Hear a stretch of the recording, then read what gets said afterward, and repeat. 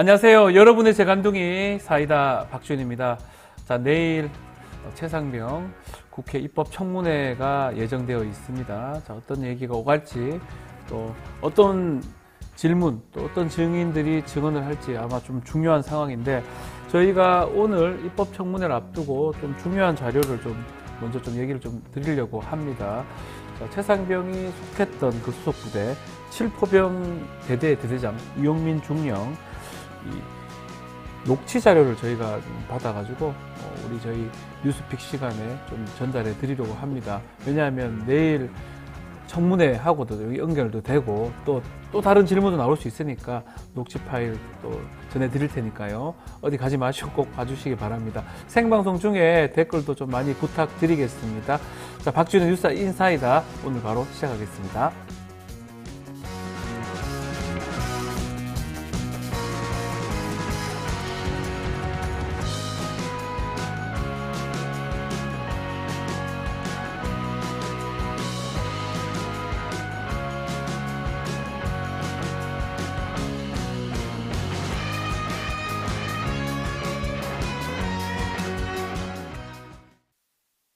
매일 10시 1시간만 투자하면 내계좌도 10배거. 개장하자마자 급등? 따라잡아도 되나? 1분 대기조 점상이 답변해줍니다. 바쁜데 특징 중? 언제 공부해? 1시간만 투자하세요. 점상이 정리해줍니다. 단기로 치고 빠질 종목 없나? 매일 오전 10시 점상이 골라줍니다. 매일 오전 10시엔 점상을 잡아라. 유튜브에서 점상 시크릿을 검색하세요. 바쁜 아침, 오늘 꼭 알아야 할 뉴스들만 엄선해서 정리해서 전해드리겠습니다. 듣기만 해도 이해가 쏙쏙 뉴스픽. 오늘은 조성은 뉴스토마토 기자와 함께 하겠습니다. 안녕하십니까? 안녕하세요. 자, 오프닝에서 좀 전해드렸는데 내일이 특검법 입법청문회입니다. 최상병. 자, 청문회 앞두고 최상병의 직속 상관이자 그 7포병 대대의 대대장이죠. 이용민 중령 측에서 이 최상병 순직 전날에 그 수해 피해 복구 현장 지휘를 하면서 대대장들의 그 오간 그 녹음 파일, 이것을 저희 뉴스토마토에 제보를 좀 해주셨습니다. 그래서 좀 애청자 여러분들하고 바로 좀 공유를 좀 해보자 하는데, 어떤 파일이죠? 어떤 내용입니까? 네, 최상병 순직 하루 전날에 임성근 당시 해병대 1사단장이 이용민 중령의 수색 중단 요청에도 네. 이를 무시하고 수색을 강행하라고 명령한 정황이 담긴 통화 녹음입니다. 자신은 수색을 지시한 적이 없고 의견을 낸 것일 뿐이라는 임 전 사단장의 주장과 배치되는 증거인데요. 녹음 파일 먼저 들어볼까요? 들어보죠. 용민아 고생 많다. 예, 아닙니다. 어제 사단장님이 포삼대대 지역 가갖고 엄청 화를 많이 냈대. 예, 예. 우선 1번은 응. 작업을 하는데 아까 그 너가 얘기한 것처럼 스토리텔링이나 뭐 우리가 뭔가 좀 이렇게 발견 가능성을 염두해서 이렇게 부대가 운영돼야 되는데 응. 그런 부분들이 이제 설명을 못 듣고 전체적으로 포병부대의 그런 배치라든지 운용을 7화단장도 설명을 안 해준 거야. 응. 그러다 보니까 이제 야, 포병 여단장이 없어서 그러냐? 그리고 뭐, 야, 너가 지금 대대장들이 네 말 안 듣냐? 막 이런 식으로도 7회단한테 얘기를 막 했었대. 예. 그래서 그 전체적으로 너가 만약에 사단장님 좋아하면 3대대, 7대대, 11대대가 어떻게, 뭐 이러한 실종자 2명의 그 발견 때문에 이렇게 부대를 운영하고 있다는 걸 간단하게 좀 보고 드리면서 세부적인 그 3대대 어제 발견한 걸 이렇게 보고해서 이쪽에 집중해서 3대대하고 7대대가 간방교 인근의 병력을 집중 투입해서 지금 수변 일대를 확인하고 있다. 이렇게 좀 보고되는 모습이 될 수 있도록 좀 해주라고. 예. 알겠습니다. 자, 이 녹음을 좀 들어보면 어제 임성근 사단장이 다른 포 3대대라고 합니다. 방문해서 좀 여단장은 대대장보다 더 높은 사람이죠. 화를 냈다. 이런 내용이 담겨져 있어요. 어제가 최상병이 순직한 그 전날을 말하는 거죠. 네, 이 녹음 파일은 당시 집주고 피해자 수색 현장의 현장 지휘관들인 포 7대대장과 그리고 포 11대대장이 최상병이 순직한 작년 7월 19일 오전에 나눈 통화 녹취고요. 포 7대대장이 이용민 중령이고 또 포 11대장은 이중령의 선임인 최모 중령입니다. 그렇죠. 최 중령은 이제 녹취록에서 이런 말도 합니다. 만약 사단장을 조우하면, 그러니까 만나면 포병 대대들이 이제 실종자 2명을 발견하기 위해서 이렇게 부대를 운영하고 있다라는 걸 보고하면서 3대대와 7대대가 병력을 집중 투입해서 수변 일대를 확인하고 있다고 보고될 수 있도록 해달라. 여기에 이제 이용명 중령은 알겠습니다 이렇게 답변했고요. 네. 이게 사실 뭘 의미하겠습니까? 카카오톡 임성근 사단장이 수색 현장에 방문했는데 현장을 보고서 여단장에게 대대장들이 네 말을 안 듣느냐라고까지 하면서 엄청 화를 냈다라는 그렇죠. 거잖아요. 네. 그러니까 현장 상황이 마음에 들지 않으니까 엄청 화를 내셨겠죠. 네, 현장을 방문한 임성근 사단장이 수색 현장이 어수선하다면서 못마땅했고 바둑판 신고로 들어가서 찔러보면서 정찰하라고 지시했다는 내용의 관련자 진술과 카카오톡 등은 이미 언론에 공개된 상황인데 이걸 다 조합해서 보면 저는 사실 어떤 상황인지 대충 파악이 되는데요. 네. 이 녹음 파일에 대화가 있은 지 1시간 뒤에 이제 최상병은 거센 물살에 휩쓸려 갔고요. 그렇죠. 결국 숨지게 됐습니다. 자, 사단장, 여단장, 대대장, 현장 지휘관은 대대장입니다. 그런 어떤 대화들, 여단장이 바로 위에 있는데 뭐 사단장한테 혼났다, 뭐 이런 얘기가 지금 오갔던 것 같은데 이용민 중령 측이 제시했던 이 녹음 파일인데 이 변호인이 이거 제보하면서 이 파일의 의미를 어떻게 설명했습니까?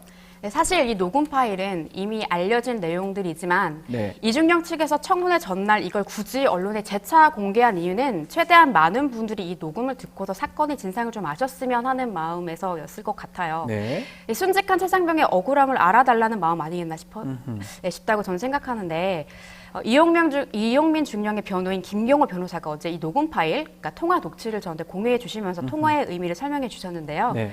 김 변호사에 따르면 이 통화는 임성근 사단장의 수해복구 작업에서 실종자 수색 작전으로 변경한 바로 당일 아침, 최상병 순직 전날인 7월 18일 아침이죠. 네. 포 3대대 구중대를 깜짝 방문해서 구중대장의 브리핑을 중단시키고 안전성 평가를 실시 중이던 상황을 무시하고 빨리 실종자 수색 작전에 투입하라는 조언과 함께 화를 냈다는 사실을 뒷받침하는 정황이라고 합니다. 네. 또 이런 내용이 포병대대 전체로 전파됐다면서 임 전 사단장이 조언이라면서 엄청 화를 냈다는 내용이 전파됐다는 사실은 임 사단장의 말이 포병여단 전체의 조언이 아닌 명령으로 받아들여져서 의사 전파 공유 수단이었던 카카오톡에 사단장 지시사항으로 공유됐다는 점을 방증하는 것이라고 꼬집기도 했습니다. 네.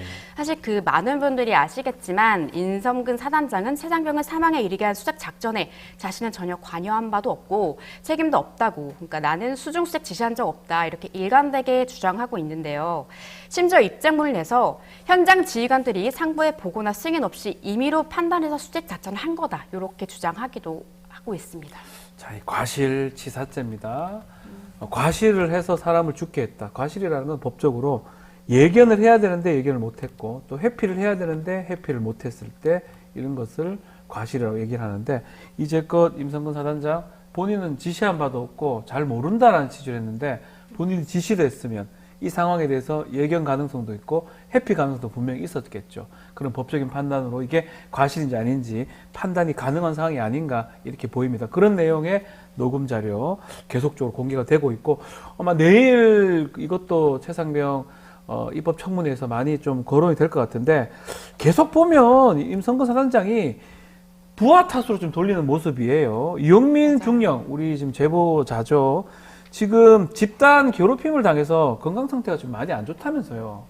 네, 안타깝게도 이용민 중령 측이 지금 좀 많이 좀 힘든 상태라고 건강이 좀 안 좋다. 예. 네, 이용민 중령 측은 지난해 8월 이제 이중령이 김성근 사단장의 잘못을 경찰에 고발한 이후에 이제 그때부터죠.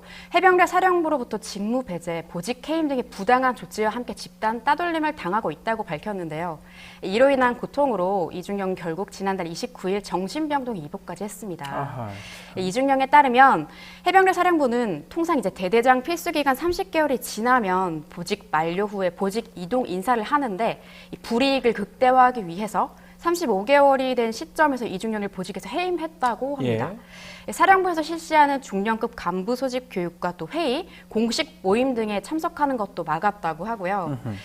이에 대해서 이중령은 임무 부여 없이 단지 언론으로부터 자신을 차단하기 위한 목적으로 그리고 스스로 지치게 할 목적으로 고립시켰다 이렇게 보고 있습니다. 네. 또 김계한 사령관도 자신이 주재한 해병대 중령회의 도중에 이중령을 겨냥해서 해병대는 하나인 줄 알았는데 따르국밥이다. 대대장이 사단장을 고발하는 조직이라고 하면서 공개적으로 이중령을 비난했다고 하는데요. 네. 사실 개인이 감당하기엔 너무 버거운 고통 아닌가 싶어요. 이중령이 정신과 치료를 받지 않고서는 도저히 견딜 수 없는 상황인 것 같습니다. 네, 뭐 군대에서는 이 사단장이 가장 여단장, 육군이면 연대장도 있고요, 대대장, 중대장, 소대장 뭐 군대 갔다 오신 분은 다 알겠지만 중간에 사단장이 뭐라 하면 연대장은 또 화내고 대대장한테 또 화를 내고 뭐 이런 부분이 뭐 당연한 어떤 위기계통이 되어 있습니다. 명령 지시는 하지 않았고 의견만 제시했을 뿐이다라고 임성근 사단장이 얘기를 하고 있는데 과연 그게 맞나요? 자, 이중령도 내일 청문회 증인 출석합니까? 네, 청문회 증인 신분으로 출석이 예정돼 있습니다. 수중 수색 지시 여부를 두고 지금 진술이 엇갈리는 상황에서 당사자인 이용민 중령과 또 임성근 사단장이 모두 청문회에 출석하겠다고 밝혀가지고 많은 분들이 주목할 수밖에 없는 것 같아요. 네. 이미 사실 진실을 가리키고 있는 수많은 물증들이 세상에 공개된 상황이고 근데 이런데도 여전히 혐의를 부인하면서 자신을 따른 부하에게 책임을 전가하고 있는 사람과 또 죄책을 면하기 위해서 부당하게 권력을 행사한 이들이 청문회를 통해서 이제라도 제대로 좀 책임을 질 수 있었으면 좋겠습니다. 네, 최윤님 오셨고요. 배동환님, 젤리스님, 호미 행복만님, 또 산이님, 또 진자윤님 오셨는데 진자윤님, 성은 기자님 오늘 중요한 기사 감사합니다라고 감사합니다. 댓글도 주셨습니다. BK 채널님은 이중령 같은 대대장이 참군인 같은데 라고 말씀도 주셨고요. 뽕뽕님 늦게 출석했다고 얘기를 하네요. 댓글 감사드립니다. 자, 정말 어떻게 좀 내일 청문회에서 좀 얘기가 나올지 또 진상이 낱낱이 규명될 수 있을지 좀 바라면서 다음 소식 짚어보겠습니다. 자, 어제 김건희 여사 중앙아시아 순방에 동행한 대통령실 행정관 인재 검찰 조사를 받았네요. 네, MBC 보도에 따르면 네. 김건희 여사 명품백 수수 의혹을 수사하고 있는 검찰이 어제 김 여사 측근으로 알려진 대통령실 조모 행정관을 드디어 조사했습니다. 드디어. 예. 검찰이 이 사건과 관련해서 대통령실 관계자를 소환해서 조사한 건 이번이 처음인데요. 네. 그래서 김 여사 소환이 좀 임박한 거 아니냐 이런 관측도 나오고 있는 상황입니다. 자, 조모 행정관 이제 많이 나왔는데 언론에 어떤 사람입니까, 이 사람? 김 여사 측근. 측근이겠죠, 그러니까 예. 김건희 여사에게 명품백을 건넨 최재형 목사와 아하. 직접 연락해서 김 여사가 이제 뭐 청탁을 최재형 목사한테 받았고 그 최재형 목사와 이제 김 여사를 연결해준 연결고리라고 지목된 사람입니다. 예, 지근거리에서 보좌했던 사람이고요. 사실은 참고로 이 조 행정관은 소위 김 여사 이제 보좌하는 그 팀이 있거든요. 그 이름이 네. 소위 여사팀이라고 그런 팀이 있는데 부릅니까? 여사팀의 뭐 네. 사람 중에 한 명이라고 그렇게 전해지고 있습니다. 자, 이제 측근 조사, 아주 측근 조모 행정관도 조사를 하고 있는데 그렇다면 지금 말씀처럼 김건희 여사 소환도 하는 거 아니냐 이렇게 관측이 되는 것 같습니다. 같은 날 조국혁신당이 김건희 여사 공수처에 고발을 했네요. 네, 조국혁신당이 어제 김 네. 여사가 청탁의 대가로 명품백을 받고 또 비서들에게 청탁 내용을 검토하도록 지시했다면서 네. 알선 수재와 직권남용 혐의로 김 여사를 고발했고요. 또 김 여사의 명품백 수수 신고를 또 법위한 사항이 없다. 이렇게 종결 처리한 유철한 국민권익위원장과 정순영 권익위 부위원장도 발음이 어렵습니다. 네. 죄송합니다. 네, 직무유기 혐의로 함께 고발했습니다. 권익위도 직무유기 일을 네. 잘못 처리했다. 뭐 그런 거겠죠. 같이 지금 고발이 된 상황인데 자, 이렇다면 검찰 조사, 공수처 조사까지 좀 예정돼 있는 상황이고 그렇지만 아직 검찰에서 김건희 여사를 한 번도 소환 조사한 적이 없습니다. 그렇죠. 도이치모터 주가 조작 수사, 이게 진척이 좀 있는 것 같다고요. 네, 18일자 한겨레 네. 보도에 따르면 지난달 권오수 전 도이치모터스 회장의 항소심 재판부 검사가 주가 조작 세력의 권유로 도이치 주식을 대량 매수한 쩐주로 지목된 이들에게 방조 혐의를 추가해서 공소장을 변경했습니다. 이 공소장에는 주식을 사들여 주가를 띄우기 쉽게 하고 주가가 떨어질 때 팔지 말아달라는 요청을 들어줬다. 시세 조정을 할 수 있게 방조했다고 적혀 있다고 하는데요. 네. 이 공소장 변경으로 쩐주로 의심받아온 김건희 여사의 수사 문턱도 함께 낮아졌다는 분석도 나오고 있습니다.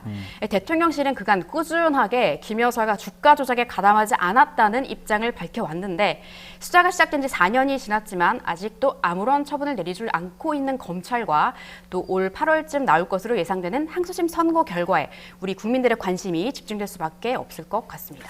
자, 이종영님, 또 박경직님 오셨습니다. 예, 댓글 감사하고요. 조성은 기자, 보조개가 예쁘답니다.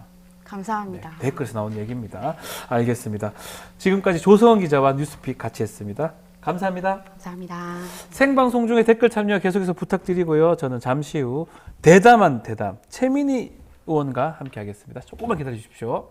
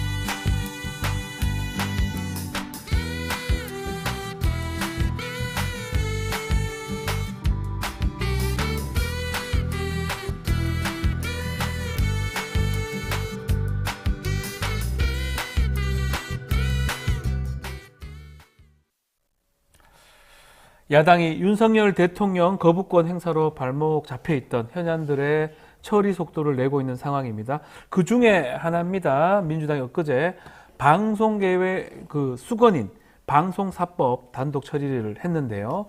관련해서 최민희 과방위원장 모시고 이야기를 좀 나눠보겠습니다. 안녕하십니까? 예, 안녕하세요. 최민희입니다. 조금 늦었지만 과방위원장 되신 거 다시 한번 축하드리겠습니다. 아이, 고맙습니다. 저는 그냥 개인적으로 최민희 의원님 돼서 좋겠다 이런 생각을 했었는데 그런 보도를 보면서 깜짝 놀랐어요. 왜냐하면 이제 뭐 재선, 3선 이런 게 있잖아요.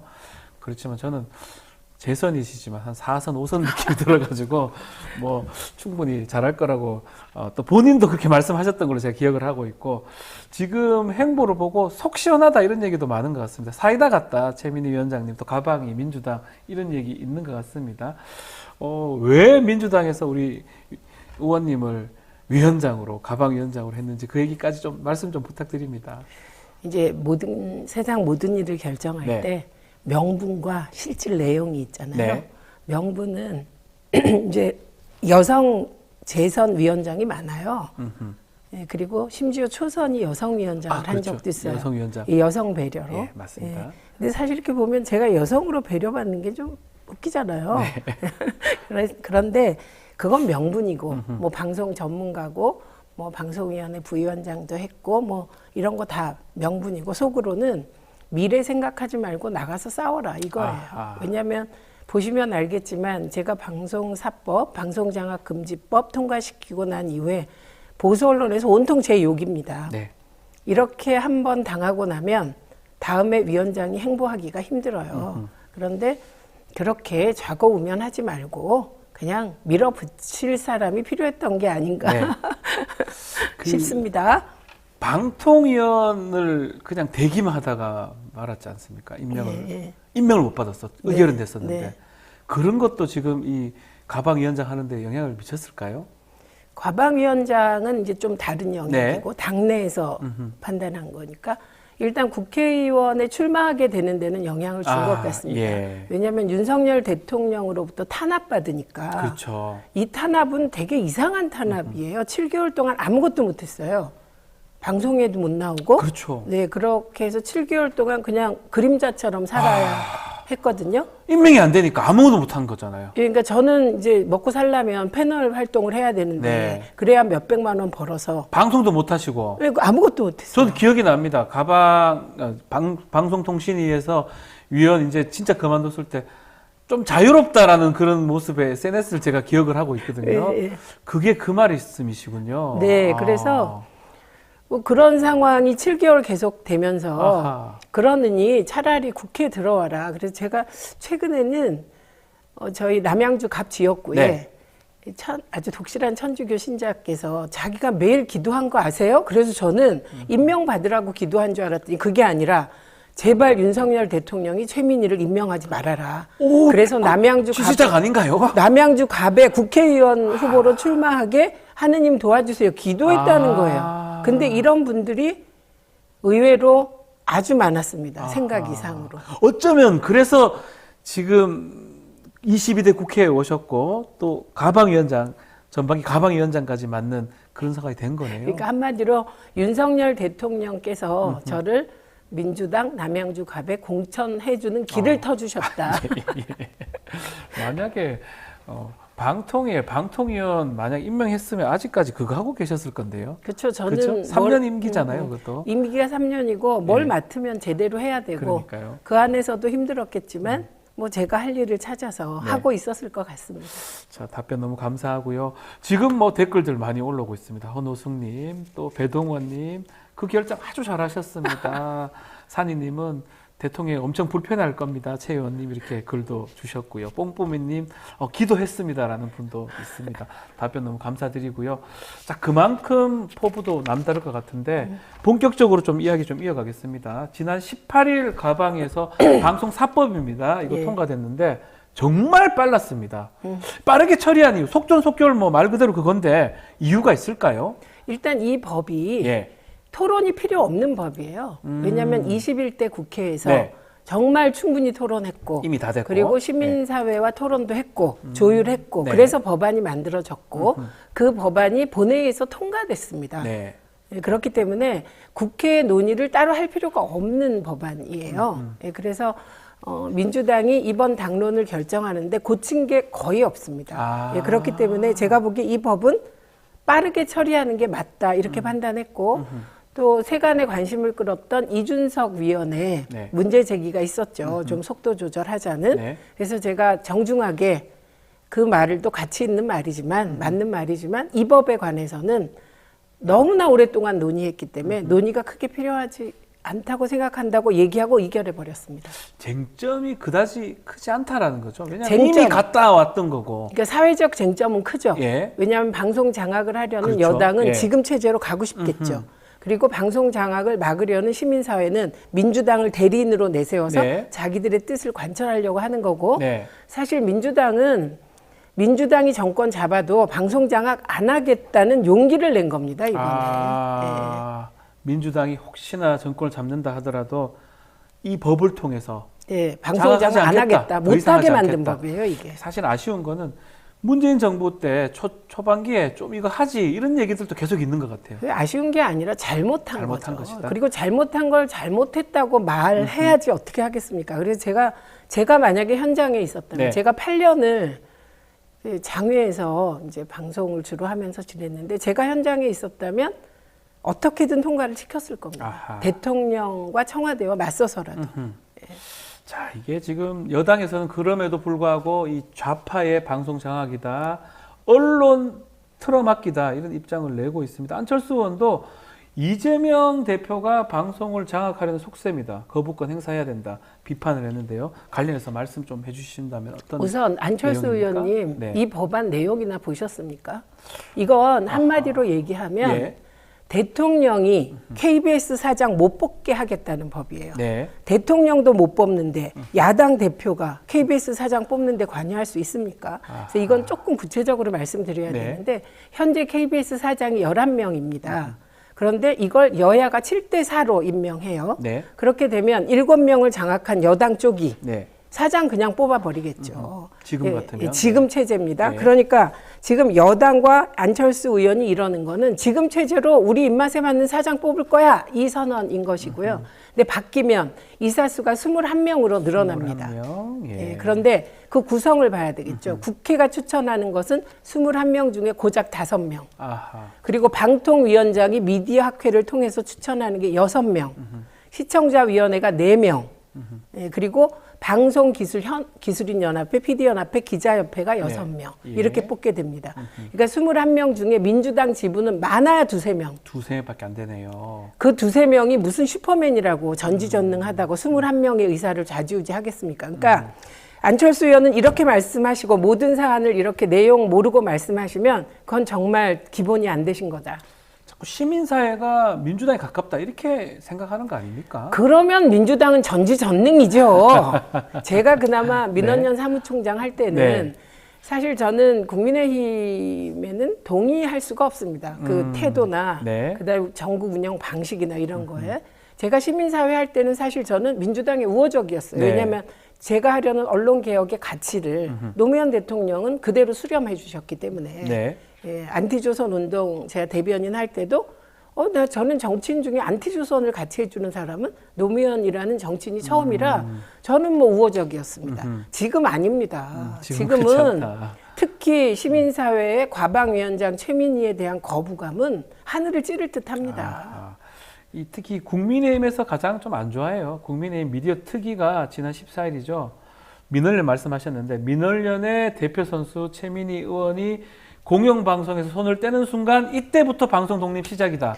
이런 성명을 냈던데 이거 어떻게 말씀하셨어야 됩니까? 지금 그렇게 하고 있는 겁니다. 민주당 과방위원장이 네. 공영방송에서 손떼기 하는 법이 방송장악 금지법이에요. 오히려? 예, 그렇습니다. 그러니까 너무 잘 내셨어요. 예, 잘 내셨다. 그리고 예. 민원연 대표 선수, 뭐 저는 민원연 활동을 20여 년 했는데요. 네. 매우 자랑스럽게 생각하고 민원연은 보통 단체가 아니에요. 1984년 12월 19일에 창립해서 네. 지금까지 한 단체가 똑같이 언론 개혁, 언론 정상화, 방송 네. 독립 운동을 하는 것인데 어떻게 자랑스럽지 않을 수 있습니까? 그리고 제가 해직 기자 선배들이 만든 이 단체의 정통성을 이어왔고 그 정통성을 국회에까지 가져온 거에 대해서 매우 자랑스럽게 생각합니다. 뿜뿜. 네. 근데 이제 문제는 이제 뭐 다들 예상하겠지만 윤석열 대통령이 이제 거부권을 행사할 가능성이 높잖아요. 네. 또 거부권을 행사한다면 또 어떻게 합니다. 대응을 해야 됩니까? 저희 또 합니다. 또 합니까? 네, 또 만들 겁니다. 사실 이 법안이 예. 이번에 당론이 만들어지는 과정이 21대 국회 논의를 그대로 받았어요. 네. 그리고 저는 따로 법안을 냈습니다. 그러니까 저는 이 분야는 고민을 거의 30년 해온 거죠. 위원수가 조금 다른 걸로 제가 알고 있어요. 숫자가 다르고 몇 개 다른 거 알고 있습니다. 예. 지금 이 과정에서 오히려 국민의힘이 이런 문제 제기를 한다면 좀 대화할 수 있겠구나 생각했을 거예요. 21명이나 위원이 있어서 사장이 어떻게 방송사를 운영하냐. 그러니까, 이사가 예. 이렇게 많으면. 예. 이런 문제 제기 타당하죠. 예, 근데 15명을 한다든지 좀 줄인다든지. 왜냐하면 예. 방송법이라는 게 그 시기의 방송 상황에 가장 큰 모순을 해결하려는 것이기 때문에 네. 지금은 대통령의 KBS 장악, 박민 사장 행태를 보십시오. 말이 됩니까? 네. 그래서 이런 일을 막는 게 지금 최고 가치겠죠. 그래서 거기에 초점을 맞추다 보면 고려해야 될 다른 가치들이 좀 소홀하게 됩니다. 예. 왜냐하면 방송사 경영을 해야 되잖아요. 그런데 21명의 이사를 어떻게 사장과 경영진이 그러니까 잘 대화하면서 할 수 있을까. 그래서 저는 15명으로 하자 이런 법안을 따로 냈고요. 그리고 방통위가 미디어 학회를 선정하게 돼 있는데 네. 그 미디어 학회도 예를 들면 정부 여당이 관제 미디어 학회 만들어서 추천해버리면 손댈 수가 없는 그렇죠. 거예요. 한다면, 그래서 이런 네. 부분도 저는 미디어 학회의 역사를 봐야 된다. 예, 그래서 그런 몇 가지 제가 보기에는 현장에서 일한 사람이 보기에 저거는 사실 언론 노조에 밀렸다고 생각하는 부분도 있어요. 예를 들면 방송기술인연합회, PD연합회, 기자연합회 네. 이쪽에서 뭐 추천하는 게 6명이잖아요. 네. 그러면 다른 곳은 불만이 있을 수 있고 그리고 국힘이 자꾸 시민단체 얘기인데 시민단체 빠졌습니다. 시민단체 안 들어가 있어요. 네. 예, 그래서 이 부분도 제가 3명으로 줄였죠. 그래서 대통령이 거부권을 행사하면 저는 제 법안으로 다시 당론화를 추진해서 15인 해서 그 법안으로 네, 의원들을 최민희 설득해 안으로. 다시 갈 네. 겁니다. 그러니까 다시 갈 거부권 거고. 행사하시면 예. 우리는 다시 한다. 이번에는 못 막을 것이다. 아하. 계속 할 것이다. 네, 거부권은 대통령 비즈니스니까 하시고 예. 우리가 국회에서 국회 일을 하는 건 또 우리가 해야 될 국민의 여망에 따른 의무고 네. 예, 그래서 계속 할 겁니다. 계속 할 것이다. 예. 자, 그리고 오는 21일 아마 내일이죠. 방통위 설치법 입법 청문회. 법사위에서는 이제 최상병 입법 네, 청문회를 네. 한다면 이것도 중요합니다. 방통위 설치법 입법 청문회를 과방위에서 지금 하는 것 같은데 이 청문회 주요 안건하고 쟁점도 좀 말씀 좀 주십시오. 방통위 설치법이잖아요. 네, 방통위 설치법. 예, 이건 이제 방통위원회에 대한 네. 중요한 몇 가지를 이제 결정하겠다는 겁니다. 네. 이미 우리가 방송 4+1법이라고 할 때 1회 방통위 설치법 설치법. 개정안이 들어있어요. 이건 의결 정족수. 지금 현재 2명이서 합의제 정신을 무시하고 독임제로 운영하고 있잖아요. 네. 그걸 막기 위해서 최소한 4명의 위원이 참석해야 회의가 시작되도록 하는 게 이번에 통과된 거예요. 네. 예, 그리고 그 외에 이제 이상인 체제에서 그러니까 방통위원장이 없어지면 탄핵되고 위원장이죠. 이동관 예. 위원장이 탄핵되고 예. 부위원장이 대행을 했습니다. 이상희 씨, 예. 예, 근데 이상인 위원장 체제에서도 독임제로 운영이 됐잖아요. 아하. 그래서 부위원장이 직무 대행을 하더라도 혹은 권한 대행을 하더라도 네. 이 사람도 탄핵할 수 있는 근거 등 이제 방통위가 방송 장악을 직접적으로 하지 못하게 하는 네. 내용들이 들어 있고요. 그리고 방통위원 야당 추천 몫은 국회가 예를 들면 여러 가지 그 검증을 하게 하고 대통령은 의무적으로 임명하게 하는. 네. 그래서 그런 법안이 신장식 의원은 방통위원이 국회 본회의에서 의결되면 30일 이내에 임명해야 한다. 아하. 이런 조항. 의무정에 이름 최민희법이겠다. 최민희 방지법. 방지법이 되겠네요. 아, 최민희 무임명 방지법. 뭐 그런 거. 그런 법이 되겠네요. 예, 그리고 이른바. 저는 예. 즉시 임명하도록 예, 예, 무조건 그렇게 임명하도록 법안을 바로. 발의해놨기 예. 때문에 그런 신장식 의원 법안 등 지금 6개 법안이 올라가는 입법 걸로 알고 청문회에서. 있습니다. 예. 예. 자, 김홍일 방통위원장하고 이현이죠. 예. 방송정책국장입니다. 또 조성은 방통위 사무처장 등 이 증인 채택이 돼 있는데 소환합니까? 이 사람 다 나옵니까? 일단 저희가 방통위 내부에 알아본 바에 따르면 일단 출석 준비는 하고 있다. 아, 출석 준비는 하고 여기까지입니다. 있다. 근데 네. 나올지는 모르겠고 네. 뭐 김홍일 방통위원장은 정무직 공무원이잖아요. 그러니까 이분들은 모르겠지만 이현 방통위 방송정책국장 그리고 조성은 사무처장은 안 나오면 저희가 그에 상응하는 책임을 물을 겁니다. 어떤 책임을 물을 수 있습니까? 공무원들한테? 예, 공무원들이고요. 예. 공무원 출석해야 돼요. 아, 출석할 예, 의무도 예. 있을 뿐더러 의무 있고 안 되면 범죄가 될 수도 있다고 저희가 알고 증인으로 있거든요. 채택하면 되죠. 채택하면 되고 증인으로 채택한 것으로 기억을 하는데 이 안 나오면 뭐 증감법에 따라서 국회 감정 증언에 관한 법률이죠. 네. 국회 출석 거부죄라는 게 있어요. 제가 알기로는 네, 네. 국회 감정 증언법 11조인가 12조가 예, 그게 있습니다. 징역형. 예, 징역형 가능합니다. 그래서 합니다. 네. 예, 그리고 이 모든 건 대통령이 거부권 행사하는 것도 정치적인 행위. 네. 그리고 과방위원장이 이들을 증감법에 따라 네. 그런 상황이 안 왔으면 좋겠습니다. 고발하는 것도 이것도 정치적인 행위. 이 책임은 제가 집니다. 그래서 저 시킨 게 아닐까 합니다. 근데 그런 얘기도 합니다. 현안마다 이거 다 증언 부를 거냐, 증인 부를 거냐, 청문회 할 거냐, 이런 또 비판도 있는 것 같습니다. 그분들에게 묻고 싶은 건 주객이 전도된 거죠. 국회가 열리면 정부위원과 공무원들이 출석하는 게 당연한데 네.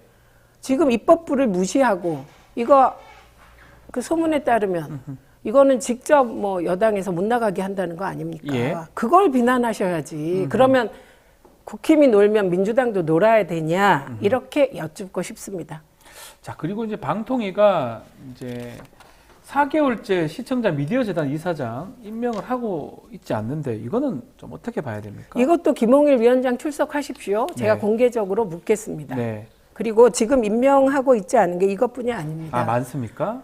예. 국회의장 추천목으로 국회의장이 추천했던 두 분의 방송통신심의위원이 계세요. 방심입니다. 네. 방통이 아니고 한 방심이. 명은 부위원장, 예. 한 명은 위원이에요. 예. 한 명의 황모 부위원장은 추천했는데 몇 개월 임명 안 하니까 그만둬 버리셨어요. 아. 예, 그리고 최선영 교수는 예. 7개월, 저보다 이제 더 됐어요. 아하. 7개월하고 한 20일 정도 된 것 같은데 예. 임명 안 하고 있습니다. 아직까지요? 예, 그래서 방송 쪽 좀 임명을 안 하고 있지 않나 싶습니다. 아, 이러면 됩니까? 또 뭐 왜 이렇게 자꾸 임명을 안 합니까? 법에 따라 임명을 해야 되는 거 그러니까 아닌가요? 언론인들께서 이 부분을 비판해 주셔야죠. 이거는 특히 방심위원은 결혼이 생기면 법, 네. 그러니까 규칙인가 법에 네. 30일 이내에 임명하도록 딱 적혀 있습니다.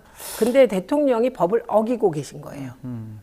자, 이런 부분 언론인이 좀 주목을 하라고 말씀하셨으니까 최근에 논란이 되고 있는 언론 애완견 얘기를 좀 해보겠습니다. 애완견, 이게 상당히 뭐 파장이 좀 있어요. 애완견, 또 양문석 의원은 또 기레기 발언을 또 하셨고요.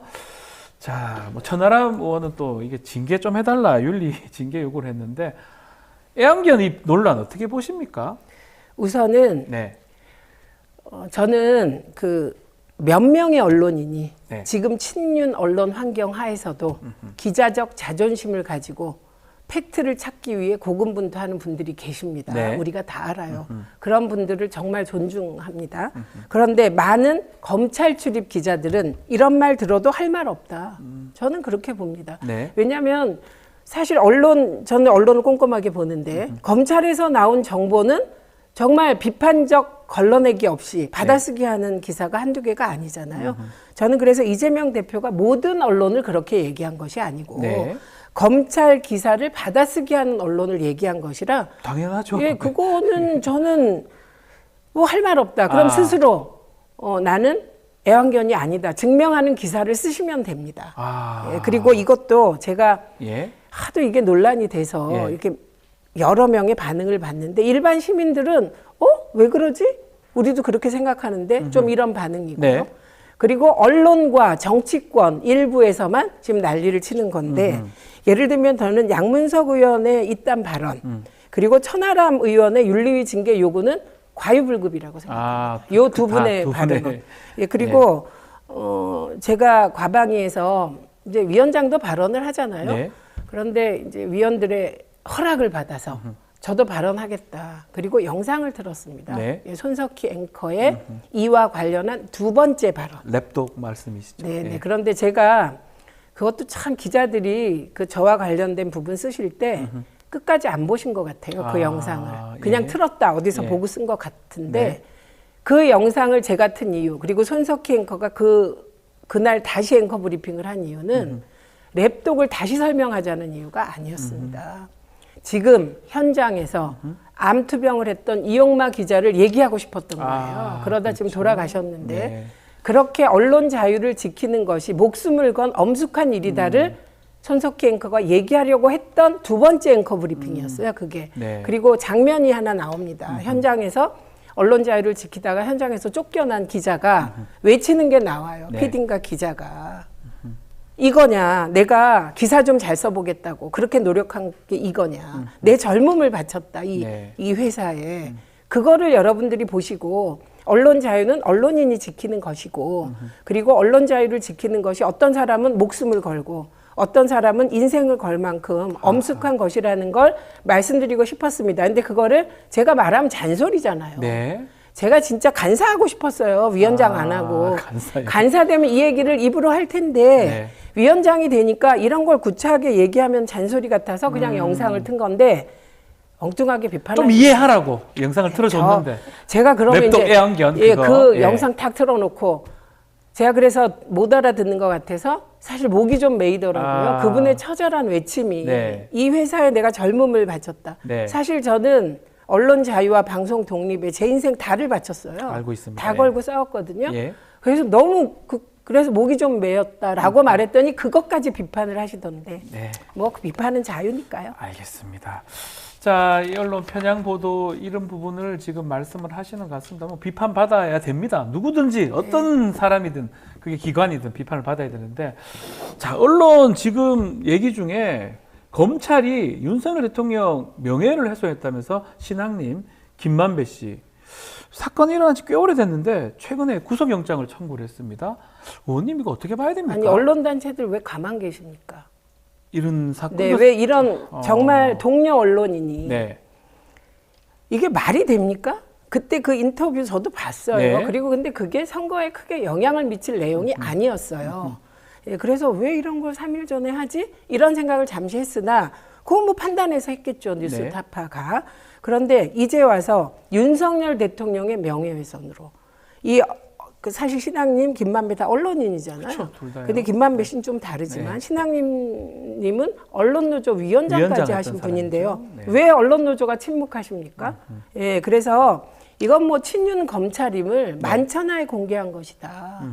예, 그렇게 생각하고 이재명 대표의 검찰 받아쓰기 하는 검찰 출입 기자를 애완견에 비유한 것 가지고 난리를 치시는 언론 단체들은 신앙님 위원장에게 구속영장을 청구한 이 언론 탄압에 대해서 이건 맞서 싸워 주셔야죠. 아, 싸워야 되는데. 네, 제가 싸우고 싶습니다. 간사라면. 그래서 제가 간사하려고 했다니. 다시 말씀드립니다. 간사는 또 우리 좀 전에 나왔지만 김현 의원이 간사는 하시지 저보다 않습니까? 더 훌륭하시고 셉니다. 게다가 37년 네. 민주당 원로셔갖고 모르는 게 원로, 없으십니다. 원로입니까? 저는 워낙 좀 이렇게 이 말 좀 맞는지 동안이셔서. 근데 원로님. 37년 정당 그렇게 활동을 오래됐습니까? 하셨습니다. 네. 그래서 저는 그 지시를 받고 잘하고 있습니다. 이 사실 댓글에서도 이 과방위의 최민희 위원장, 김현 간사 너무 기대된다 이런 글들도 사실 많고요. 좀 더 이야기 좀 더 이어가겠습니다.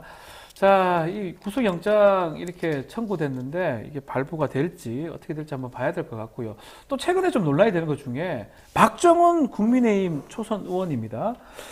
자, 이분이 이재명 대표하고 그 비서관의 그 4분간 녹취자를 공개했는데 이 녹취자가 뭐가 문제냐면 재판 지금 진행하고 있는 위증교사 이 사건의 이 녹음 자료를 공개를 했습니다.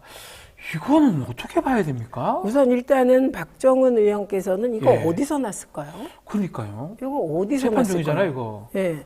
그래서 저도 처음에 그거 보고 뭐지? 저게 사실이라면 걱정되잖아요. 네. 그런데 박균택 의원이 그거 다 갖고 있더라고요. 네. 녹취 파일을. 그래서 어제 기자회견을 그저께 한 것 같아요. 네. 그걸 보니까 일부는 박균택 의원 주장에 따르면 일부는 완전히 조작됐더라고요. 아, 조작된 게 있습니까? 네네. 그렇게 박균택 의원 아하. 주장했어요. 그래서 민주당이 박정훈 의원 고발한다고 합니다. 예. 예, 곧.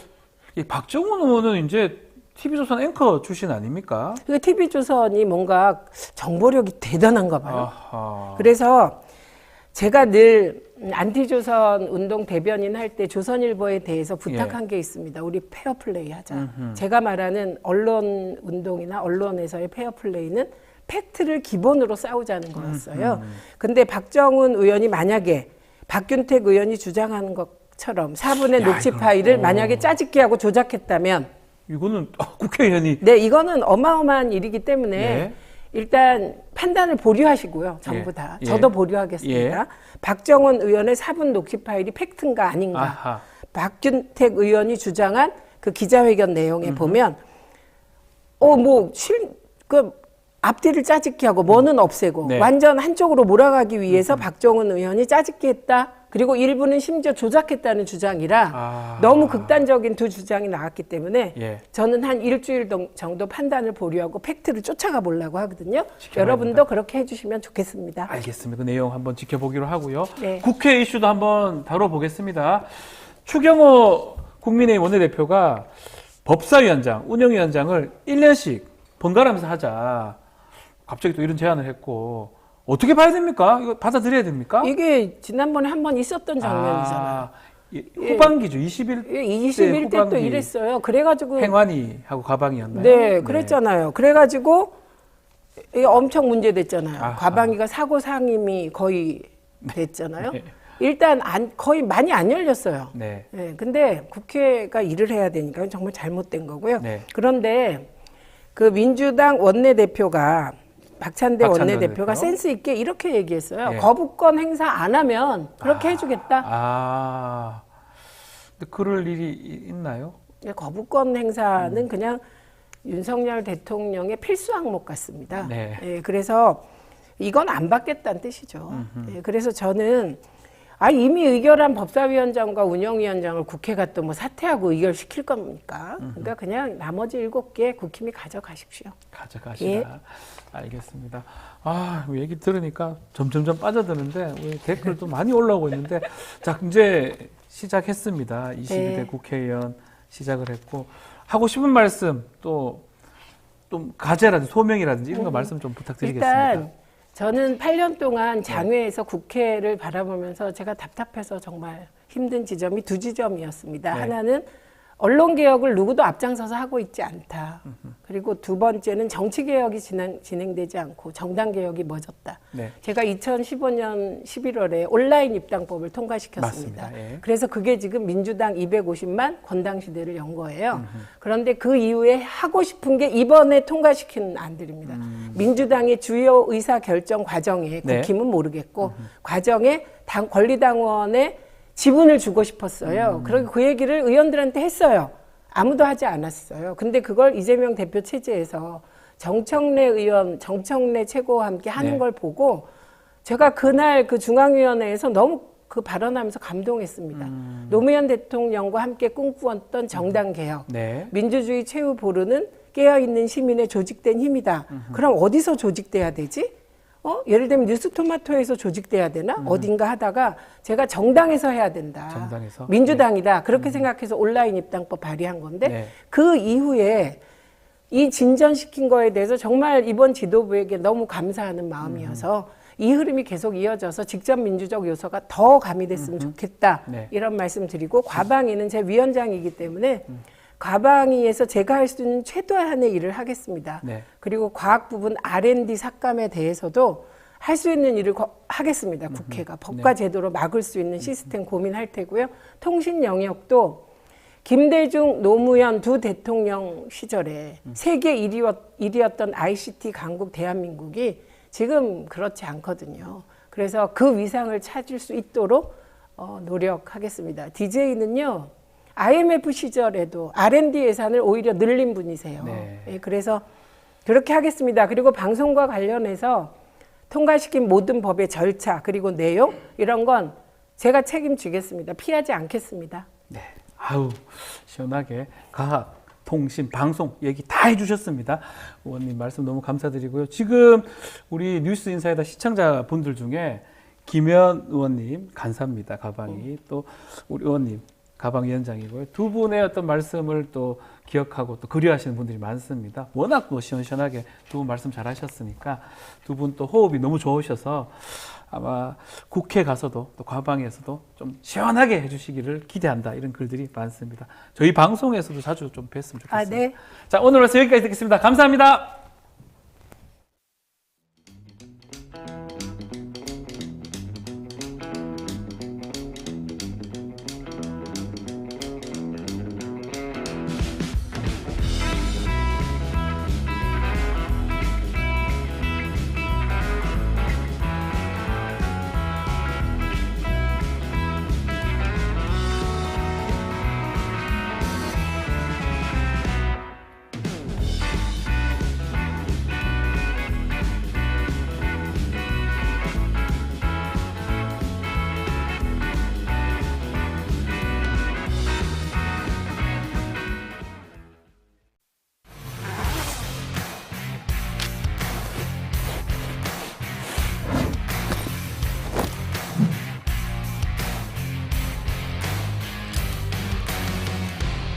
주식평가 방법이 사용되고 있어요.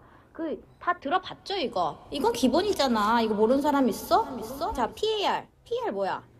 하는 거. 그치. 그게 주당 시장.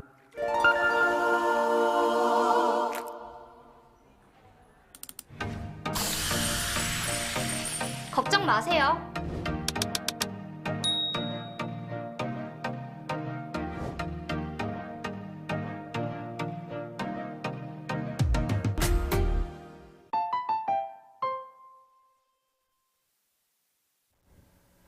매주 목요일 톡 쏘는 정치 평론 이슈 3합 시간입니다. 김필성 변호사, 신유진 변호사와 함께 하겠습니다. 두 분 안녕하십니까? 안녕하세요. 네.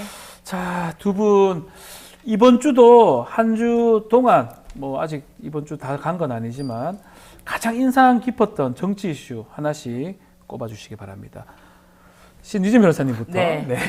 이번 주에는 아무래도 이제 푸틴 대통령이 북한을 방북한 일정 관련해서 그렇죠. 보도가 나왔는데 네.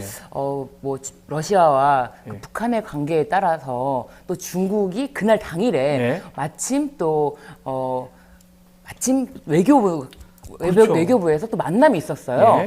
그런 관계, 그러니까 우리나라의 한반도의 정세와 이런 외교 문제들이 굉장히 이렇게 복잡 미묘한데 우리나라 이제 윤석열 대통령은 오로지 한미일 동맹에만 치중하고 중국과의 관계를 굉장히 소홀하게 했고 그런 문제들, 외교 문제에 대해서 다시 한번 좀 상기가 되는 좀 그런 계기가 됐어요. 약간 이제 북한의 관계적이 만만치 않은 상황인데 뭔가 불안감도 있지만 뭔가 대응을 안 하는 것 같기도 하고 뭐 네. 그런 말씀을 하시는 네. 많은 국민들이 좀 그런 느낌을 좀 가진 거 아닌가 생각도 듭니다. 갔죠? 푸틴 늦게 와가지고. 네, 늦게 왔죠. 지각을 또 했던데요. 돌아갔습니다, 일단. 자, 김필성 변호사님 한 주간에 좀 꼽았던 이슈. 지난주에 있었던 일이긴 한데요. 그 이제 지금 계속 문제가 되고 있는 임성근. 임성근 전 사단장께서 그 탄원서 낸 걸 보고 좀 놀랐었습니다. 아마 뉴스는 다 보셨겠지만 거기서 그 탄원서에서 군인은 국가가 필요할 때 군말 없이 죽어주도록 훈련받는 존재라는 말을 썼습니다. 이게 상당히 많은 걸 함의하는 말인 것 같아요. 일단 기본적으로 국가가 군인을 필요할 때 죽어주는 존재라고 생각을 하고 군인을 이제 활용을 한다고 군인이 이제 하면 복무를 하게 만들면 그 군대는 망합니다.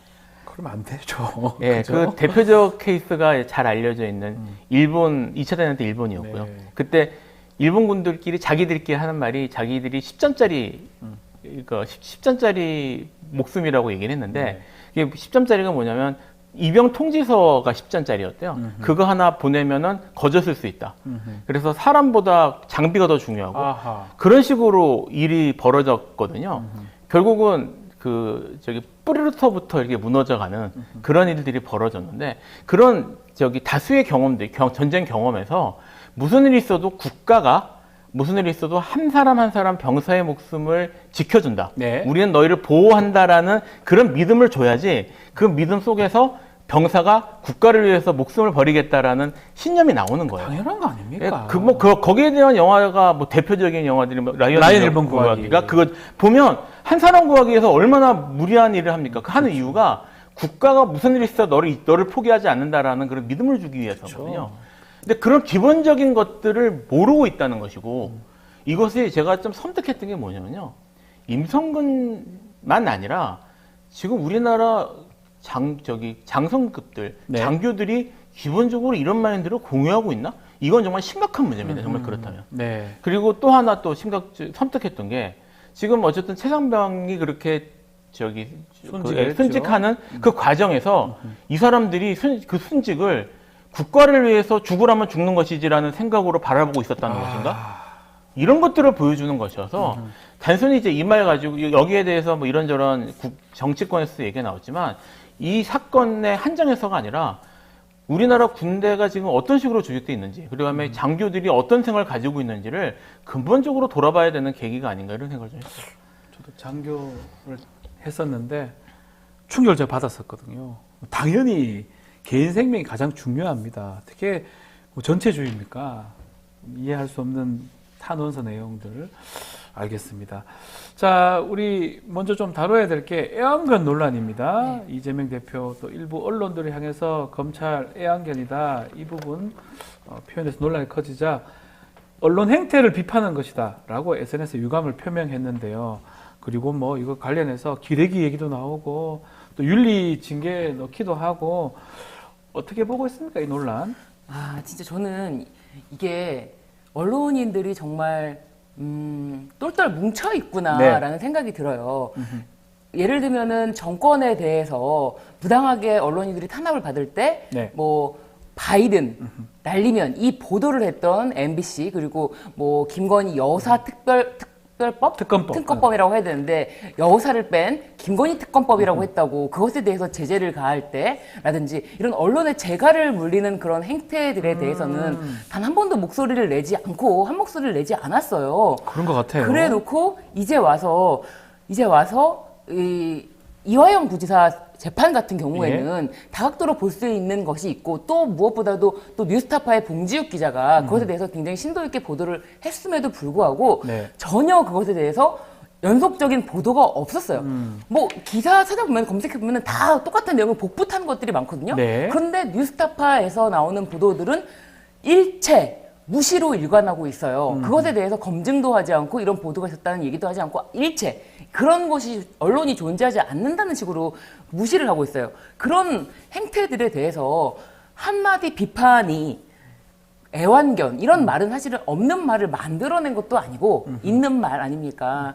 네, 뭐 좀 전에도 말씀드렸지만 랩독이라는 말이라고 랩독 뭐 뉴스 브리핑에서 손석희 앵커가 사용했던 말이기도 하고 이런 말이 있던 말입니다.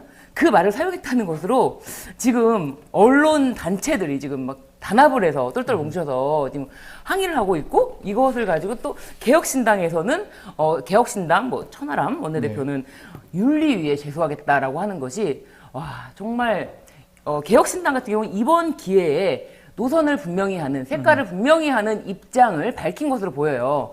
지금 뭐 국민의힘 문제 관련해서도 어수선한 틈을 타서 우리가 국민의힘에 들어갈 나를 기다리고 있는 사람들이다라는 시그널을 보내고 메시지를 보내고 그런 느낌으로 보여서 참 언론은 죽었다라는 생각이 들고요. 그리고 사실은 이런 어떤 언론에 대한 핍박 뭐 딱 마침 오늘이 그 윤석열 대통령이 명예훼손에 대해서 김만배 신앙림 구속영장 심사가 있습니다.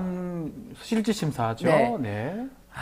그런 날, 그러니까 언론을 실질적으로 탄압하는 것에 대해서는 아무 말도 안 하고 단지 만만한 야당 대표의 말 한마디를 갖고 물고 늘어지는 행태가 이것이 바로 언론의 민낯이다라는 생각이 듭니다. 저는 처음에 뭐 잘 모르고 개라고 하니까 저게 기분 나빴나 이런 생각을 했었는데 알고 보니까 말씀처럼 용어더라고요. 감시견, 뭐 경비견, 그리고 애완견 그 얘기인데 그렇게 난리를 칠 건가 싶기도 하고요. 말씀처럼 다른 데서는 아무 소리도 안 하잖아요. 그러니까 이게 이런 생각도 들어요. 그러니까 저희가 처음에 제가 들었을 때는 정치적인 측면에서 좀 너무 자극적인 발언이 아니었을까라는 생각이 들었는데 두 가지 측면에서 좀 일단은 요 자체에서 좀 재밌다는 생각이 들었습니다.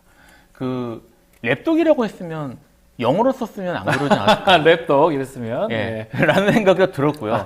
사실 아까 말씀하셨던 것처럼 원래 이제 있는 용어니까요. 그걸 이제 번역해서 써서 더 자극적으로 들인가? 이런 생각이 하나 들었고요. 또 하나 재미있는 건 이게 정치적으로 정치적으로 적절했는 거예요. 정치적 판단이 사실은 중요한 이슈라고 할 수 있는데 왜냐하면 말씀드린 것처럼 애완견, 랩독이라는 말은 사실 그 언론에서 쓰는 말이니까요. 근데 전반적인 여론 분위기가 그 이재명 대표를 비난하는 게 아니에요.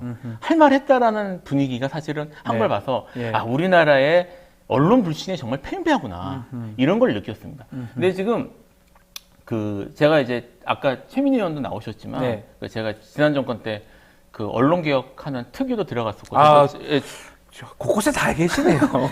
그 아까 이번에 올라간 법들 중에 법들이 기본적으로 제가 관여했던 법들이죠. 그렇고 방송 3법, 4법 하고 뭐 그런 뭐 언론중재법이니 이런 것들 좀 바뀌긴 했다고 하던데 바뀐 과정은 제가 관여하지 않아서 잘 모르겠습니다. 들어갔던 그때 제가 언론 관련자들 얘기를 들어보고 했지 않았겠습니까? 제가 느꼈던 게 뭐였냐면 아까 똘똘 뭉쳤다고 하셨는데 똘똘 뭉쳐서 어디에 정말 목소리를 거냐면 어떻게 보면 검찰하고 비슷해요. 그러니까 감히 언론에게 언론에 대한 이런 게 엄청나게 높습니다.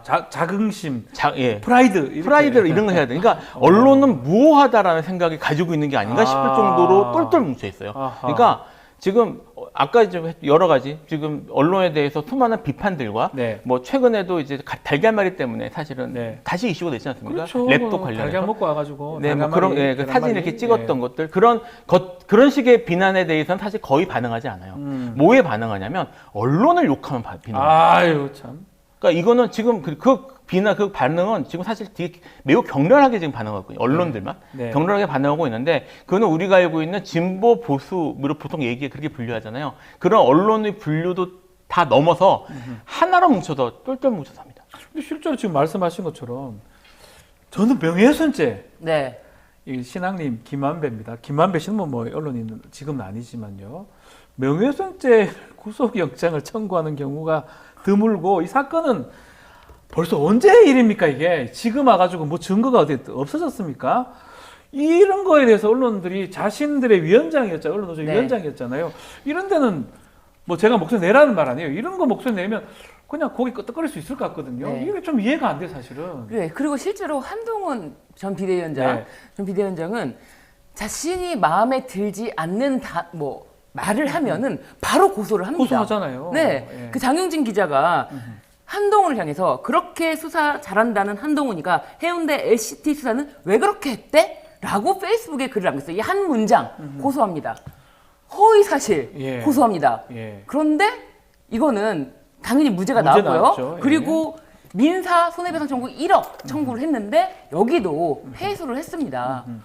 그리고 또 한 가지, 또 한겨레 기자들에 대해서도 고소를 했고요. 네. 또 민사 손해배상 청구도 진행한다고 해요. 근데 한겨레 기자들은 이제 법무부 장관으로서의 후보자 검증 기사였다. 네. 그런 면에서 경찰에서 불송치, 무혐의 불송치 결정을 내렸는데 못 참겠다라고 해서 이의 신청을 해서 다시 검찰에서 지금 수사 중이거든요. 네. 그러니까 기자가 말을 한마디 한다거나 어떤 기사를 하나 썼을 때 야 이거는 아니지 싶을 때 바로 그냥 고소를 하고 그게 패소로 이어질지언정 끝까지 언론을 상대로 입막음을 하려는 겁박을 하는 그렇죠. 거잖아요. 그것이 소송. 바로 민주주의 언론을 위협하는 건데 그런 거에 대해서 얘기를 좀 해야 되는 거 아닌가요, 언론? 그러니까요. 이런 이야기는 전혀 하지 않고 있습니다. 네. 네. 오히려 한동훈 전 비대위원장이 네. 이재명 대표를 향해서 언론을 애완견에 비유하다니 민주주의를 위협하는 발언이다. 이렇게 이재명 강도 대표가 비판하셨어요. 그 언론 무슨 위협할 정도로 힘이 네. 있나요? 그러니까요. 뭐가 있는데요? 언론 평상시에는 언론 엄청 눈치 봅니다. 사실. 아 눈치 보는 게 아니고 정치니까. 힘 하나 못 쓰잖아요. 그렇죠. 언론 애완견 네. 간다고 애완견 되는 것도 아니고. 힘을 못 쓴다는 건 정말 제가 실감을 하는 게요. 네. 그 재판을 하면은 기자들이 여전히 들어오거든요. 그렇죠. 들어오면은 사실은 이제 지금 언론에 보도되는 것과 상당히 다른 분위기에서 진행이 되고 있어요. 그런 것들은 전혀 보도가 안 됩니다. 보도 안 되잖아요. 보도가 안 되고요. 이제 하면 검사들이 이제 이거 화두를 그러니까 꼭지를 던져주는 언론에 보도하면 꼭지를 던져주는 뜬금없는 말들 할 때가 있어요. 딱 저희가 들으면 이거 언론용이구나 할 때가 있거든요. 그거 딱 나갑니다. 그거만 나가잖아요. 네. 그러니까 언론에 대해서 아무런 힘을 못 쓰는 사람한테 뭘 그렇게 하는지 제 개인적으로 그렇다는 거예요. 그래 제대로 권력의 어떤 비판을 하는 게 언론의 본연 아닌가요? 이재명 대표가 세나요? 윤석열 대통령이 세나요? 한번 생각해 보세요. 머리하고 개인지 아닌지 생각을 좀 해볼 필요가 있다. 이 말씀을 두 분 해주셨습니다. 이 이슈도 좀 짚어보겠습니다. 박정훈 의원입니다. 국민의힘 초선 의원인데요. 이재명 대표의 위증교사 녹취 파일 이걸 공개를 했습니다. 이 공방이 또 계속되고 있는데 또 박균택 민주당 의원인가요? 이거 편집해서 했다, 조작했다 이 얘기도 하면서 고발한다고 하는 거거든요. 어떻게 보십니까? 당사자시 또. 그 녹취록은 제가 봤기 때문에 예. 제가 또 당사자시네요. 그래서 조금 조심스럽긴 합니다만 네, 전 괜찮습니다. 현재 이 사건에 제가 변호인으로 아직은 들어가지 않기 네. 때문에 예. 들어가지 않을지 모르겠습니다. 예. 근데 이게 이 녹취록이 당연히 그 문제의 영장실질심사에서 나왔을 거 아니에요. 네. 그때 그 준비를 할 땐 제가 들어가서 네. 검토를 했었기 때문에 그 박균택 의원은 그 영장실질에 들어가셨어요. 저는 그러면 박정훈 의원 말이 틀렸을 가능성이 높네요. 저도 사실 좀 시간이 됐기 때문에 네. 이 전체 내용이 좀 가물가물하긴 한데요. 네. 어쨌든 저는 이제 전문을 다 봤고요. 네. 그때 저를 포함해서 있었던 분들이 내린 결론은 이게 이제 검찰이 주장할 주요 증거가 될 수는 있을 것 같으나 우리가 보기에는 그런 이게 위증교사로 인정될 만한 증거가 되긴 어렵다. 범죄 증거가 되긴 쉽지 않다. 쉽지 않다. 그러니까 네. 이게 사실 뭐 증언 요청할 때 통화하면서 아, 혹시 뭐 이런 거는 있었는데 혹시 기억하시나요? 뭐 이런 거 사실은 물어보는 그 정도 내용이거든요. 그렇죠. 이거를 이제 아닌데 거짓말을 해주세요 이런 식으로 얘기는 전혀 없고요. 그렇게 해야 위증교사가 될 수 있겠죠. 예, 위증교사. 네, 예, 그런 얘기가 예. 있고 뭐 좀 기억 좀 잘 더듬어 보세요. 뭐 이런 식으로 얘기를 한 건데 지금 이제 이분 그 박정훈 의원이 저기 공개했다는 건 제가 못 봤습니다만 이게 사실은 문맥에 따라 달라지는 거잖아요. 네. 그러니까 전문을 봐야 되는데 이분이 지금 사본불량으로 편집해서 냈다는 거예요. 그러면 아시겠지만 편집해서 낸 건 일단 법정에선 증거로도 아예 안 쓰고요. 예. 지금 이걸 갖고 판단하는 건 말이 안 되는 겁니다. 그리고 또 하나 궁금한 게 뭐냐면요. 저희도 지금 재판을 하면서 상당히 곤란한 부분인데 네. 얼마 전에도 저희 재판에서 그런 말이 나왔어요. 네. 검사가 저기 사실 공개 재판에도 불구하고 공개 재판에서 재판정에서 있었던 얘기가 보도가 나가는 경우가 있다. 네. 막아달라는 거예요. 네. 그래서 아니 공개 재판에서 얘기하는 걸 왜 그러냐 했더니 재판에 영향을 끼치려고 하는 거들 때 또 판사가 아 조심해 주세요 이러더라고요. 그래서 조심해요. 우리는 내보낸 게 없거든요. 네. 내보낸 게 없는데 지금 공개 재판에서 오가는 얘기도 언론에서 다루는 게 뭐 부담스러워서 문제 삼아달라는 검찰이 이게 지금 이 내용이 증거가 그냥 나간 거 편집해서 나갔잖아요. 안 되죠. 제가 지금 검사가 어떻게 나오는지 지켜봐야 됩니다. 이거 지금 검사가 이제까지 이 재판에서 이제까지 관련 재판에서 보였던 태도대로라면 이거 이건을 수사해야 돼요. 스스로. 예. 어떻게 하는지 봐야 될 것 같아요. 지금 박정훈 의원은 추측컨대 이재명 변호인 측에서 쓰세요 이래가지고 줬을 리는 없잖아요. 그렇죠. 그렇다면 뭐 상식적인 결론입니다. 네. 수사기관 다른 쪽에 갖고 있으면 판사가 자 들었으니까 보도하세요가 아니잖아요. 그렇죠. 그러니까 검찰에서 받았을 가능성이 매우 높아 보이는데 네. 또 하나 박정훈 의원이 초선 의원이에요. 송파 김웅 의원 그 자리죠. TV조선 앵커 하던 분 아닌가요? TV조선 앵커 하던 분입니다. 그러니까 이제 어떤 마치 정보력이 있다라는 어떤 네. 그런 뉘앙스가 누굴까라고 해서 박정훈 의원한테 간 게 아닐까 그런 의심이 좀 들어요. 예. 그런데 지금 박근택 의원이 공개한 다시 이제 누락된 부분이 있다 그런 부분에 대해서 얘기한 걸 보면은 이재명 대표가 그냥 있는 그대로 진짜 뭐 세월도 많이 지나버렸고 그냥 있는 그대로 이런 말을 여러 차례 합니다. 네. 그리고 뭐 기억을 좀 되살려서 한번 생각을 되살려 봐주시고 있는 그대로 기억을 되살리라는 말을 합니다. 그리고 또 이렇게 말을 합니다. 우리 김 비서관이 안 본 거 그런 거는 뭐 얘기할 필요 없고 이런 거 다 빼버렸습니까? 뺐습니다. 이게 뺐습니다. 안 본 거 뭐 그런 건 얘기할 필요 없는 거고 딱 이렇게 이야기를 하고 예. 있는 것도 완전히 빼고요. 아니 그리고 제일 중요한 거는 뭐 이제 이 김 모 비서관이라는 분이 제가 더 기억을 하겠습니다라고 한 부분을 유튜브 자막으로는 더 지켜드리겠습니다. 이렇게 내보낸 거예요. 바꿔서. 네. 제가 더 기억을 하겠습니다.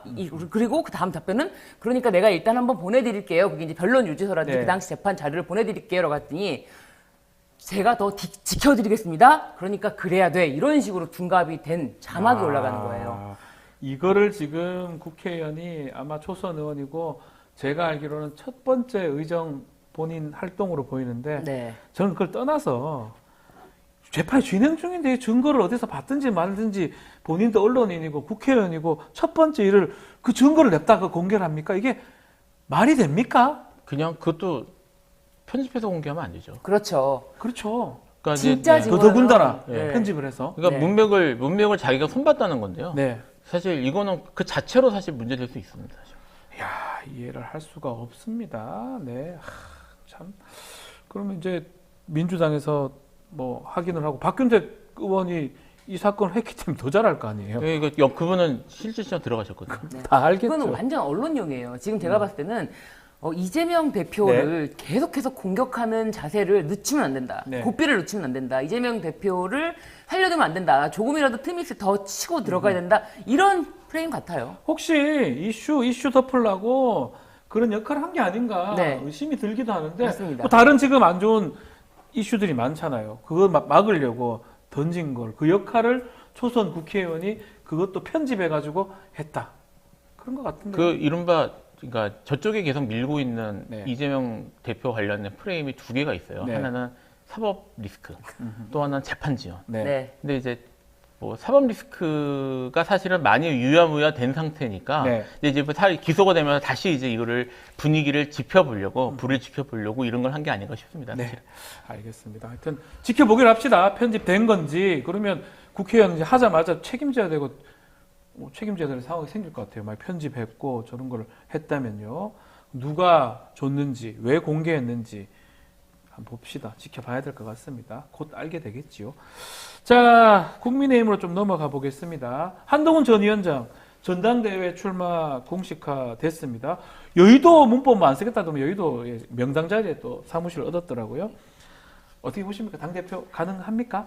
한동훈 전 비대위원장의 당대표 네. 가능성에 대해서 그 국민의힘 그쪽에서도 탐탁지 않아 하고 있어요. 아, 그렇습니까? 게다가 지금 뭐 당원들의 조직력을 장악하고 있는 사실은 뭐 의원들 아닙니까? 네. 기본적으로 의원들이 한동훈이 들어오면 최상병 특검법, 김건희 특검법 전부 통과된다. 이런 입장이라고 합니다. 예.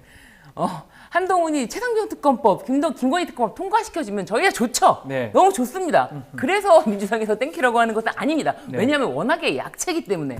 솔직히 한동훈 전 비대위원장 선거운동 때 바닥이 드러나지 않았습니까? 진짜 총선 때 바닥이 드러났던 네. 그 리더십. 아무것도 없었다. 알맹이도 껍데기도 둘 다 없었다. 저는 그렇게 보여지거든요. 예. 아무리 언론에서 포장하고 띄우고 하려고 해도 아무것도 없는 빈 껍데기라고 할 수도 없는. 그래서 한동훈 비대위원장이 나오면 민주당에서 땡큐라고 하는 건데 뭐 국힘당에서는 오히려 한동훈 비대위원장이 나오면은 이제 윤석열 대통령과 각을 세우느라고 민주당에서 원하는 걸 다 들어줄 것이다. 이런 것 때문에 굉장히 조심하고 있어요. 그래서 어떻게 될지는 아직 모르겠다라고 하면서도 당대표 확률은 대충 60%다. 60%다. 네, 사람 그렇게 보는 것 같아요. 저도 좀 애매해요. 네. 국민의힘에서 어대한이라고 하긴 하는데 한동훈 위원장이 과연 친윤이냐, 비윤이냐, 반윤도 아니냐? 대통령실에서는 한동훈 위원장 그렇게 좋아하나? 뭐 잘 모르겠거든요. 뭐 이제 지금 나오는 얘기들을 보면 예. 그 대통령실하고 상당히 관계가 이제 멀어진 것처럼 그런 예. 식의 언론 보도들이나 아니면 그렇죠. 언론들은 계속 나오고 있어요. 예. 근데 저는 그럼에도 불구하고 가능성은 제일 높다고 봅니다. 제일 높다. 이유가 뭐냐면 이제 좀 전까지 언론 얘기했지 않습니까? 네. 그동안 언론에서 엄청 띄워줬습니다. 맞습니다. 예. 그 띄워준 후과가 남아 있거든요. 이게 그러니까 적어도 그 국힘 지지층 내에서는 그 효과가 아직 남아 있고요. 그게 이제 그 상쇄를 하려면 갑자기 이제 태도를 바꿔가지고 네. 다른 사람을 밀면서 저기 한동훈 위원장을 깎아내리는 작업을 해야 되는데 그런 것들은 아직 이루어지지 못했기 때문에 쉽고 그렇다고 뭐 한동훈 위원장에 대한 어떤 대항 만화 이런 것들이 지금 뭐 눈에 띄게 이렇게 떠오른 상태도 아니고요. 네. 그러니까 그 효과가 남아있기 때문에 현재로서는 가장 유리한 게 맞고요. 그러니까 어떻게 보면은 지난 총선 과정에서 이제 열심히 한동훈 위원장을 띄우기 위한 작업들이 뭐 지금 이런 식으로 결과가 미치는 게 아닌가 뭐 이런 생각도 좀 들고 그렇습니다. 민주당 입장 땡큐 맞습니까? 한나땡? 저는 한동훈 위원장의 능력은 예. 지난 총선 과정에서 충분히 두 분 검증되었다고 다 보거든요. 그렇게 보시는 거군요. 이조 심판론 어떻게 안 먹힌 건가요? 이조 심판론. 뭐 이조 심판론은 사실 지금도 네. 그 한동훈 비대위원장은 지금도 내가 이재명을 때리면 그래도 나를 봐주겠지라는 것 그래서 때문에 SNS에 SNS에 어마어마하게 글을 쓰는 것 이재명 같아요. 대표에 예. 대해서 지금 연일 그냥 계속 비난의 글을 쓰고 있는데 네. 그런다고 본인의 가치가 올라가지 않는다. 그러니까 급이 높은 사람을 때려야 본인의 가치도 올라가잖아요. 네. 아무리 한동훈 전 대표가 그 이재명 대표를 상대한다고 한들 아무도 급으로 쳐주질 않습니다. 아닐 것이다. 네. 알겠습니다. 마지막 하나 좀 다뤄보겠습니다. 지금 22대 국회 원구성 협상 아직까지는 안 되고 있는데 추경호 국민의힘 원내대표가 제안을 하나 했어요. 이 운영위하고 법사위 1년씩 나눠서 하자 이렇게 얘기를 했습니다. 어떻게 진행될지 받아들일지 아니면 원구성 이제 마무리될지 어떻게 보십니까? 이런 제안을 만약에 민주당이 받지도 않겠지만 받는 척이라도 이것 때문에 시간을 끄는 척이라도 네. 했다가는 국민들이 가만히 있지 않는다. 사실 국민들은 지금도 7개 상임위원장 왜 주냐 아하. 그런 민심이 강합니다. 왜냐하면 일하지 않는 국회의원들에게 왜 굳이 자리를 주면서까지 들어오라고 하는 겁니까? 네. 계속 국회를 보이콧하고 있지 않습니까?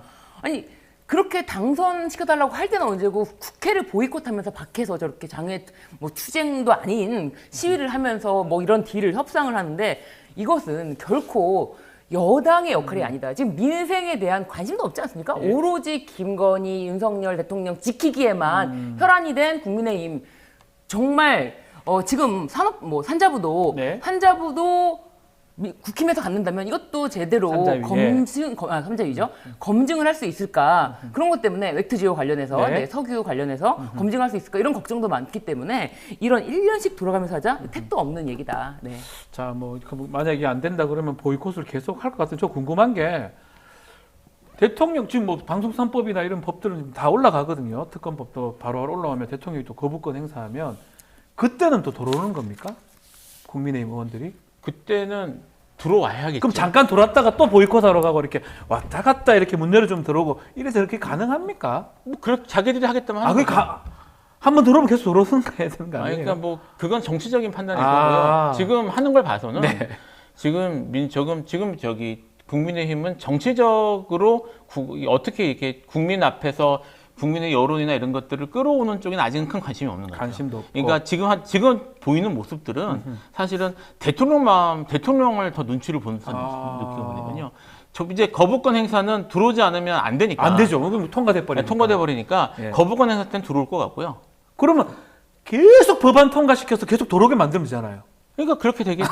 그렇게 됩니까? 그거 할 때만 들어오겠네. 그거 하고 나가는 게 될 거고, 나가고, 나가는 모습이 될 거고, 이게 지금 계속 특히 언론에서 그렇게 하면 안 되는데 현 상황을 계속 민주당 책임으로 몰고 가는 뭐 그건 계속 그랬으니까. 근데 사실 이런 파행적 모습이 발생한 건 기본적으로 대통령이 협치하지 않았기 때문에 거부권 때문에 그런 거잖아요. 계속 거부권을 남발하기 때문인 것이고 거기에 대해서 지금 여당은 일사불란하게 대통령이 거부권 행사에 협조하는 모습을 보였기 때문이거든요. 그러니까 지금 결과가 이렇게 또 총선 결과가 나왔으니까 여기에 대해서 민주당이 좀 더 강하게 드라이브를 걸겠다는 것이죠. 국민의 뜻이 이렇게 확인이 됐으니까. 민주당이 걸 수밖에 없죠. 걸 수밖에 없죠. 지금 민주당 입장에서 이렇게 국민의 뜻이 확인이 됐는데도 불구하고 지난 국회 때처럼 미온적인 모습을 보이면 민주당이 책임을 져야 되는 상황이란 말이에요. 그러니까 이런 상황에서 지금 국민의힘이 이런 비협조적인 그리고 오히려 대통령의 말에 일사불란하게 보이는 모습을 더 강하게 보인다면 그러면 국민들에게선 외면받을 수밖에 없겠죠.